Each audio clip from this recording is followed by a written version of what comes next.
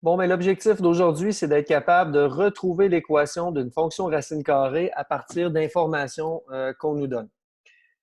Tout d'abord, on va faire un seul exemple parce que c'est quelque chose qui n'est pas si compliqué que ça à travers la fonction racine carrée quand on connaît les formes d'écriture des fonctions. Alors, si on a une fonction racine carrée dont on nous donne le sommet, qui est à 8 moins 5, et un point appartenant à la fonction, ce que ça veut dire, c'est que ce point-là, il est sur la courbe. Donc, on va pouvoir l'utiliser. Il faut trouver l'équation de cette fonction-là. Alors, il y a deux façons de faire. Ce que je vous conseille de faire quand on essaie de trouver l'équation d'une fonction, peu importe laquelle, c'est de toujours aller chercher la forme canonique de la fonction. Parce que la forme canonique de la fonction, il y a un paramètre de moins à trouver. Il y a les paramètres A, B, H, K normalement, mais en ayant la forme canonique, ce que ça nous permet de faire, c'est d'éviter d'avoir à trouver la valeur du B. Alors, une bonne idée, c'est de faire le graphique de ça.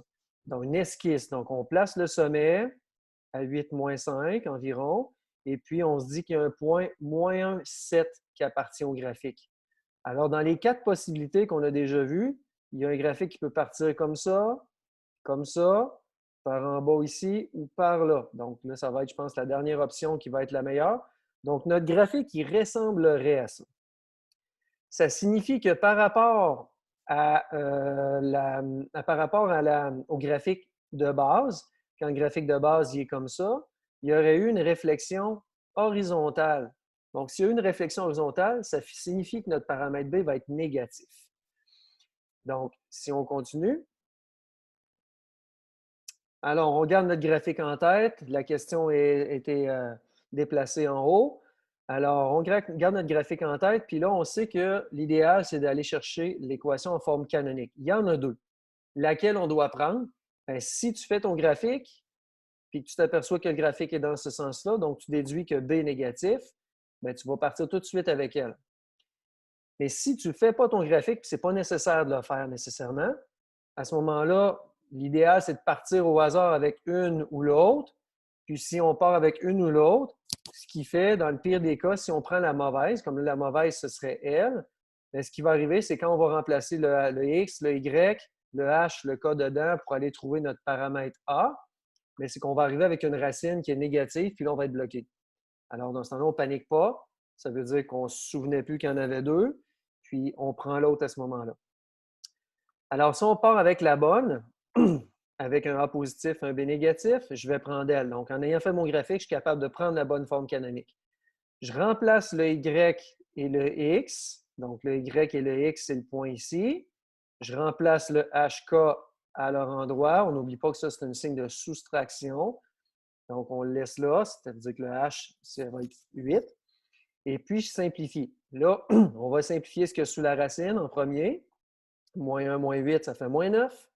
Moins 9, ça fait 9. La racine de 9, ça fait 3. Donc là, ce que ça donne, ça va donner 3A ici.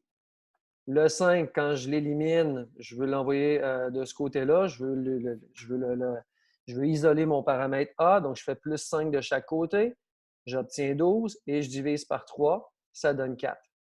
Alors, actuellement, si j'ai cette forme canonique-là, parce qu'on ne spécifie pas si on l'avait en canonique, en général ou en canonique.